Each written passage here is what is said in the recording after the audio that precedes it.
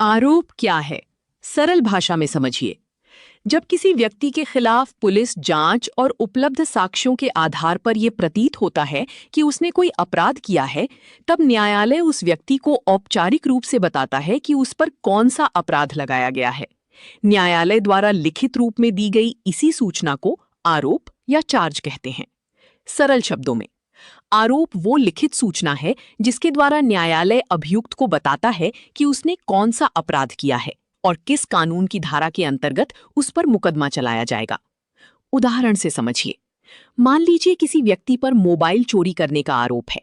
न्यायालय उसे बताएगा, तुमने दिनांक 10 जनवरी 2026 को लखनऊ में रमेश का मोबाइल चोरी किया है, जो भारतीय दंड संहिता की धारा 379 के अंतर्गत दंडनीय अपराध है। यही लिखित कथन आरोप कहलाता है। आरोप का उद्देश्य।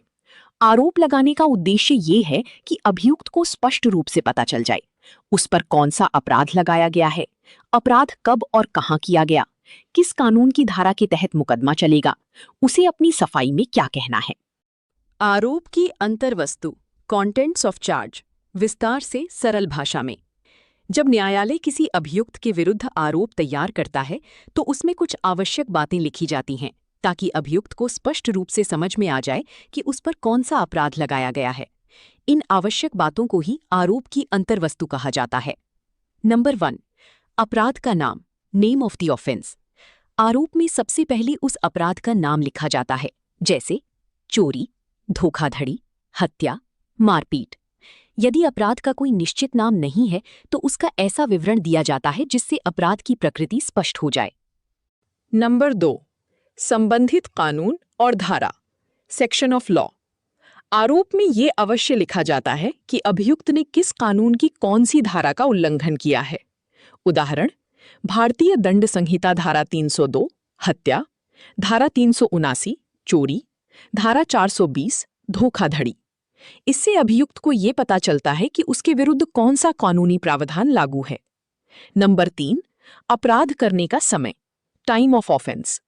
आरोप में अपराध की तिथि, समय या समयावधि का उल्लेख किया जाता है।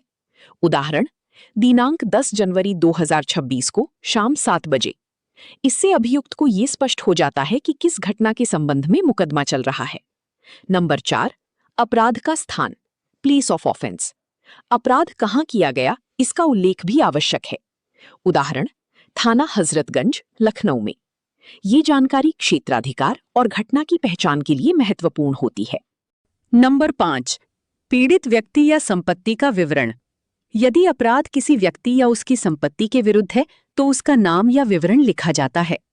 उदाहरण, राम कुमार का मोबाइल फोन, सीमा देवी के साथ मारपीट। नंबर 6, अपराध करने की रीति, manner of committing the offence. जहां आवश्यक हो यह भी बताया जाता है कि अपराध किस प्रकार किया गया। उदाहरण, धोखे से झूठा वादा करके 50,000 रुपए प्राप्त किए। नंबर 7, अपराध से संबंधित आवश्यक तथ्य, ऐसी अन्य तथ्य जो अभियुक्त को आरोप ठीक से समझने में मदद करें। उदाहरण, धोखाधड़ी में झूठा वादा क्या था, जालसाजी में कौन सा दस्तावेज बनाया गया। नंबर 8, पूर्व दोष सिद्धि, यदि लागू हो। यदि अभियोजन कठोर दंड के लिए अभियुक्त की पूर्व सजा पर निर्भर करता है तो उसका उल्लेख भी किया जा सकता है।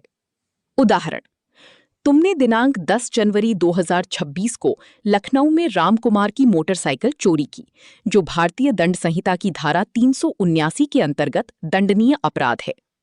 इस आरोप में निम्न बातें स्पष्ट हैं।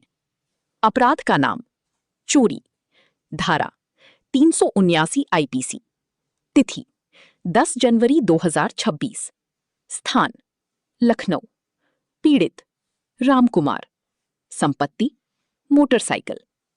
निष्कर्ष, आरोप, चार्ज वो औपचारिक लिखित कथन है जिसके माध्यम से न्यायालय अभियुक्त को ये बताता है कि उस पर कौन सा अपराध लगाया गया है और किस कानून के तहत उसका विचारण किया जाएगा। आरोप में अपराध का नाम, धारा, समय, स्थान और अन्य आवश्यक विवरण शामिल होते हैं।